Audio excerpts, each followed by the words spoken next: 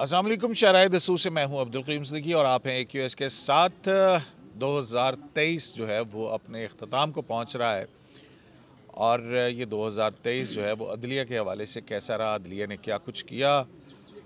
और अब जो है वो दिसंबर का महीना भी बहुत अहम होगा क्योंकि बहुत सारे अहम मुक़द्दमात जिनका तारीख़ी ताल्लुक़ भी है और वो अदालती तारीख़ के हवाले से बहुत मुतनाज़ भी रहे हैं, उनकी भी समाअत होनी है। उनमें तीन तो बड़े बड़े जो सामने हैं, एक तो जैसे शौकत अज़ीज़ सिद्दीकी का केस है और दूसरा ज़ुल्फ़िकार अली भुट्टो का रेफरेंस है जो कि तकरीबन 12 साल के बाद दोबारा समाअत के लिए मुकर्रर हो रहा है। और फिर आगे जो जस्टिस मुज़ाहिर नक़वी के हवाले से जो आइनी दरख्वास्त है उनके ख़िलाफ़ जो सुप्रीम जुडिशल काउंसिल में कार्रवाई हो रही है, ग़ालिब इम्कान यही है कि यह अहम मुक़द्दमात जो हैं वो इस माह लगेंगे। और ज़ुल्फ़िकार अली भुट्टो का रेफरेंस तो 12 दिसंबर को है और वो 14 दिसंबर को है। और फिर अगले हफ्ते ये सुना जा रहा है कि जस्टिस मुज़ाहिर नक़वी का मुक़द्दमा भी जो है वो समाअत के लिए मुकर्रर कर दिया जाएगा, उसकी कमेटी ने मंजूरी दे दी। तो नाज़िर साहब, ये कैसा रहा अदलिया का साल? शुक्रिया क़य्यूम साहब। क़य्यूम साहब, जो मेरा ख़्याल है, जो मैं समझता हूँ कि आपको पता है सुप्रीम कोर्ट कोशिश कर रही है, जो मुझे लग रहा है कि वो अपना इमेज बेहतर कराए। वो आपने देख लिया कि बहुत सारे डिसीजंस अब ऐसे आए हैं जिसमें अप्रिसिएशन हुई है। जैसे बहरिया टाउन का केस, उन्होंने जो 190 मिलियन, 190 तो उस वक्त नहीं बन रहे, 460 मिलियन थे ना, 460 बिलियन तो बहरिया टाउन ने देने थे ना। हाँ। और बहरिया टाउन ने 26 या 24 बिलियन दिए सिर्फ। बाकी जो बाहर से वो 35 बिलियन के करीब नहीं, उन्होंने तकरीबन 24 बिलियन दिए। 35 बिलियन जो है वो अमाउंट है जो बाहर से आई है, यूके से आई है। तो उन्होंने वो पैसा ये कह के वापस किया है कि हम इसको नहीं रख सकते क्योंकि इसकी जो है क्रेडिबिलिटी के इश्यूज़ हैं। मतलब ये डर्टी मनी की कैटेगरी में फॉल हो रही है। आपको पता है कि NCA ने वो मनी लॉन्ड्रिंग के हवाले से, वैसे भी वो बहरिया टाउन ने अदा करने थे और किसी और के अकाउंट से आए थे, तो वो ऐसी रकम जो है वो कैसे रख सकते हैं? तो वो उन्होंने फेडरल गवर्नमेंट को वापस किए। 35 अरब रुपए जो है वो रकम है जो यूके से NCA वाली जो मनी लॉन्ड्रिंग थी वो आई थी, वो उन्होंने वापस कर दी है। और जो बाकी 24 बिलियन डॉलर के 24 बिलियन रुपीस वो उन्होंने सिंध गवर्नमेंट की डिमांड थी कि हमें वापस कीजिए, वो उन्होंने वापस कर दिए। तो उन्होंने एक तरह से ये कोशिश कर रहे हैं कि उन्होंने ये दिखाया। फिर बिसाइड्स ये कि प्रैक्टिस एंड प्रोसीजर का जो डिसीजन जो उन्होंने फुल कोर्ट किया था, वो एक तो उन्होंने लाइव टेलीकास्ट किया, लोगों ने देखा, लोगों को पता लगा कि कोर्ट की प्रोसीडिंग्स कैसे होती हैं। दूसरा, उन्होंने कमेटी को फाइनलाइज कर दिया कि अब वही कमेटी डिसाइड करती है कि मुकदमा जो कौन से मुकदमा लगेंगे। फिर ये जो ज़ुल्फ़िकार अली भुट्टो का रेफरेंस है, ये भी एक, मुझे लगता है ये एक तरह की एक कोशिश है कि जो जुडिशरी का इमेज जो बहुत ज़्यादा ख़राब हुआ था। और आपको पता है कि जुडिशियल ये मर्डर कहा जाता था ज़ुल्फ़िकार अली भुट्टो का की जो हैंगिंग है, वो कोशिश ये है कि उससे अपने आप को मतलब दाग धो ही जाए, मुझे ये लगा।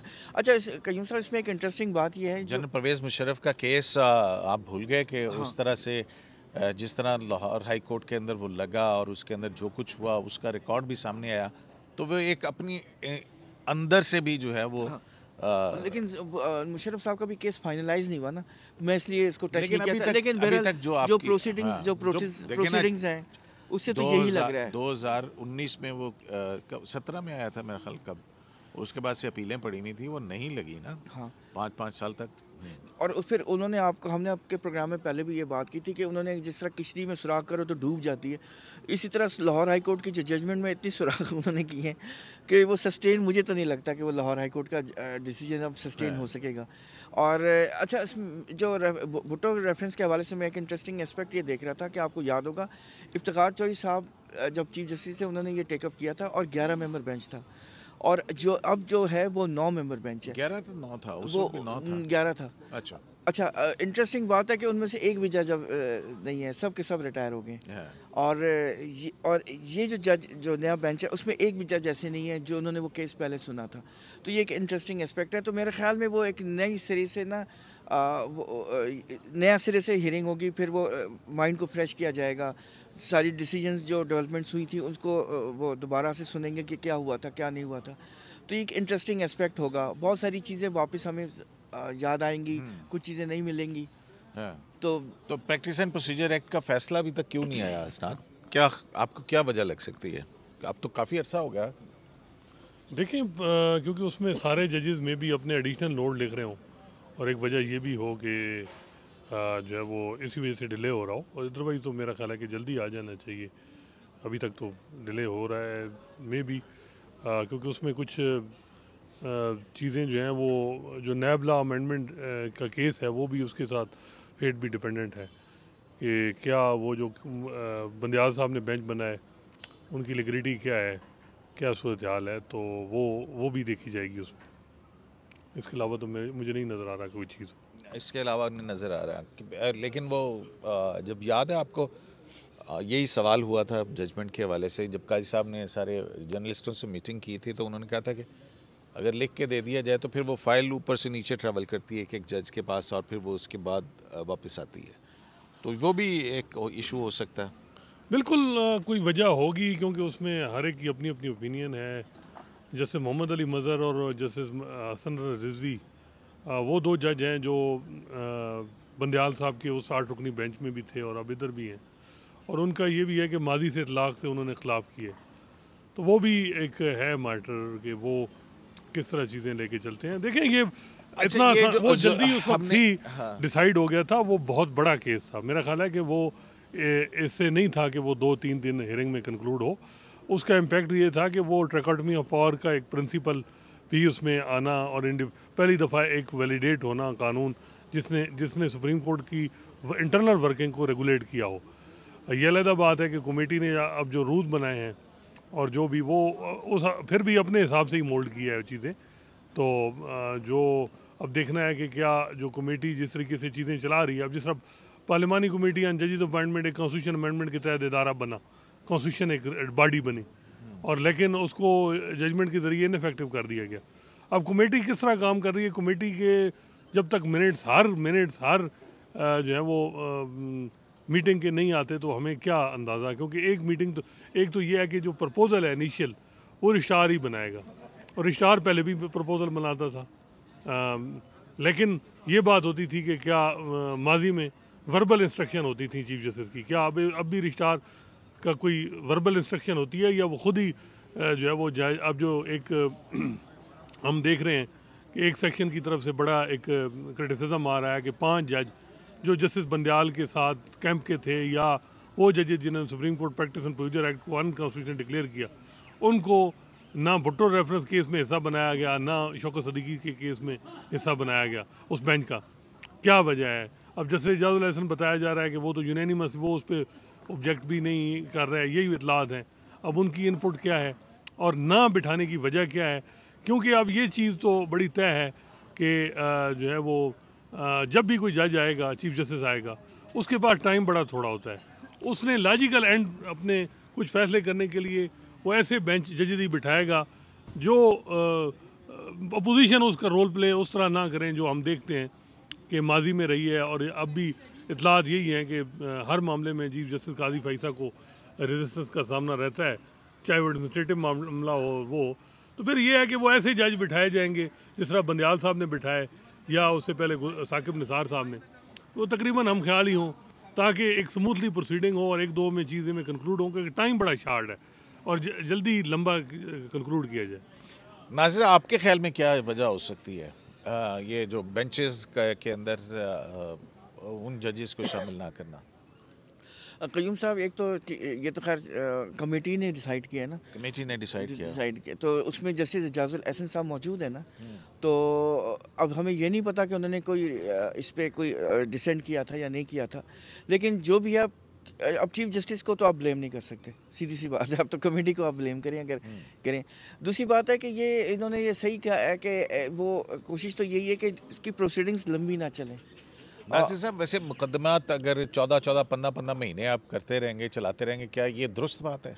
मैं तो ये समझता हूँ कि केस इतने लंबे नहीं चलने चाहिए। सुप्रीम कोर्ट ऑफ पाकिस्तान है, यहाँ पे तो बहुत 18 के केस आया हुआ होता है ना, एक कॉन्स्टिट्यूशनल। और दूसरी बात है कि आप फिर कोर्ट में सजेशन भी दें और फिर उसमें लॉ में अमेंडमेंट भी करवा दें। अच्छा, मुजाहिर नकवी साहब के केस के हवाले से क्या अपडेट है आपके पास? देखिए, मुझे तो नहीं लग रहा कि इस हफ्ते ये केस टेकअप होगा। मैं तो कुछ दोस्तों से बात पहले भी कर रहा था कि ना इस पिछले हफ्ते ना इस हफ्ते केस टेकअप होगा। लग ऐसा रहा है कि शायद नेक्स्ट वीक शायद टेकअप हो, यानी अब ये वाले कमिंग जो वीक है वो नहीं, उसके बाद जो वीक आ रहा है उसमें शायद टेकअप हो जाए केस। आपके पास क्या इतला है नकवी साहब के वाले से? कोई इतला नहीं है, इतला हमें आपसे ही आती है। आप ही बताएं कोई खबर। आप ही बता रहे हैं कि अभी पहले ट्वीट नासिर साहब बेंचेस की ये करते हैं खबर मैं नू दसा, तो आप ही बता शाबाश है सदके भाई। अच्छा, नहीं वो जो नकवी साहब के मामले में मेरी इतला तो यही है जो नासिर साहब वाली है कि शायद नेक्स्ट वीक के अंदर इस हफ्ते क्यों नहीं, लेकिन इस हफ्ते पैक्ड है, पैक है, मुकदमात पैक्ड है। भुट्टो साहब के वाला जो आप सारसी थेरी निकाले ना उसमें से। नहीं वो जहरी बात, भुट्टो रेफरेंस बिल्कुल और एक बहुत बड़ी गलती अदालती उसकी दुरुस्त की ज़रूरी है। लेकिन 103 लोग कयूम साहब को ये 9 मई के जो जिन्होंने मिलिट्री इंस्टॉलेशन पे हमला किया, अच्छा वो मिलिट्री हमला किया, मिलिट्री इंस्टॉलेशन पे हमला किया, फौजी तंसीबात पे हमला किया था। जी आपने ही बताया था। अच्छा नून लीग का तो एक ही सेम पेज पे ही है फौज और अच्छा तो 9 मई के हवाले से मुझे लगता है कि सुप्रीम कोर्ट भी और रियासत के बयानिए के साथ ही है और होना भी चाहिए क्योंकि वो एक सेंसिटिव मैटर है। ये क्या कहलाती है जब आप तंसीबात पे हमला करते हैं नासिर साहब? ये जो तालिबान ने मियाँ वाली में हमला किया था वो क्या कहलाता है? क्यों दहशतगर्दी कहलाती है? क्या कहलाती है? नहीं लेकिन क्या कहलाती है? मुझे नहीं पता। वो जो 5 जज हैं यूं साहब, वो 5 जज जैसे इजाजुल हसन, जैसे आयशा मलिक, वो क्या सुप्रीम कोर्ट के जज आप मानते हैं कि नहीं? कि मानते ही नहीं है उनको, मानते हैं उनका एक जजमेंट है, उनका जजमेंट है। ठीक है 50 दिन हो गए हैं और कंटेम्प्ट भी फाइल हो गई है कि हिबियस कार्पस में उनको रखा गया है या उनको अपील भी फाइल हो गई। अपील क्यों नहीं लग रही? अपील फाइल नहीं 14 दिन में लगनी चाहिए। अच्छा जी, डिटेल जजमेंट आई है मामा जी, तुसी दसो जा जरा के तो डिटेल जजमेंट आई है। देखें 5 जज डिटेल जजमेंट आई है कि पीआरओ आप ही हैं सुप्रीम कोर्ट के, तो आप बताएं क्योंकि आप ही हर चीज़ पर सेंसिटिव हो जाते हैं। काजी फैसल साहब के मामले में कोई क्रिटिकल मामला भी जाने दिया जाए। 14 दिन में आईसीए लगनी चाहिए। लेकिन मैं कब कह रहा हूँ यार, तो क्यों नहीं लग रही? ओहो मुझे क्या पता क्यों नहीं लग रही? आप इतने सेंसिटिव हो गए? नहीं ये क्या बात कर रहा है? इस पे भी ब्लेम आप कभी पीआरओ मुझे बना रहा है, कभी पता नहीं क्या बना रहा है, और फिर उसके बाद जो है ना ये बात कर कमेटी को ब्लेम करें ना। एक ही गल बस ठीक है, बस यार गल मैं कर रहा हूं, तुसा गल मेरी नहीं सुननी।